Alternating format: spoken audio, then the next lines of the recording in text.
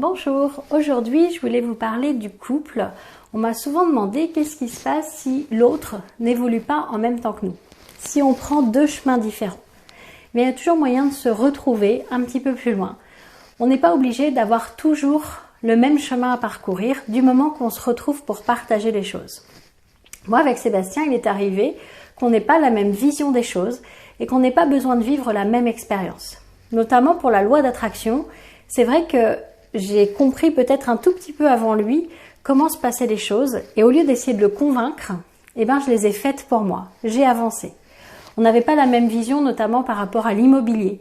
Moi, ça me tenait à cœur d'investir dans l'immobilier. Lui, il n'en voyait pas l'intérêt.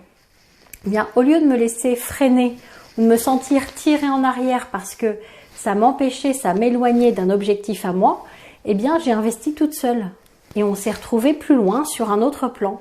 On n'est pas obligé de toujours tout faire ensemble.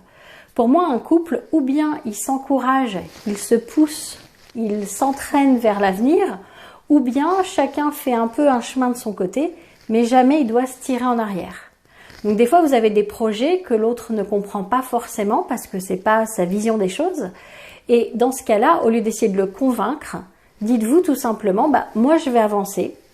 Moi, c'est comme ça que je sens les choses. Peut-être que je me trompe et que je vais changer de chemin après et je te retrouverai sur ton chemin. Mais pour l'instant, c'est comme ça que moi, je le ressens. Ça va vous permettre de vivre quand même vos rêves. Par exemple, il y a l'année dernière, j'avais envie de partir en voyage et lui, il n'avait pas envie parce que c'était pas le moment, parce qu'il avait d'autres choses en tête. Je suis partie avec une copine. Donc, voilà, l'idée, c'est d'arrêter de se freiner et de s'empêcher de faire des choses parce que l'autre n'a pas les mêmes aspirations à ce moment-là de sa vie.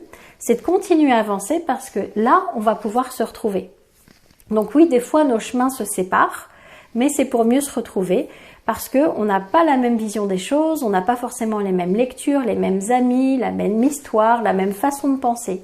Oui, on est un couple, mais on est deux individus dans un couple et c'est normal d'avoir des expériences et des visions de la vie qui sont différentes.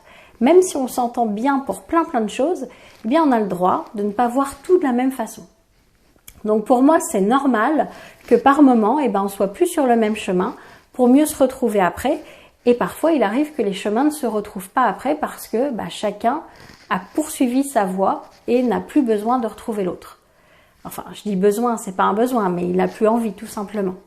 Donc voilà, l'idée c'est que si l'autre n'est pas en accord avec ce à quoi vous aspirez, surtout ne jamais vous freiner et retourner en arrière, être tiré comme si vous aviez un élastique dans le dos et vous dire j'avance, si tu veux me rejoindre tu seras le bienvenu ou moi je te rejoindrai mais j'avance. Je veux pas vivre avec le regret de n'avoir pas réalisé mon rêve.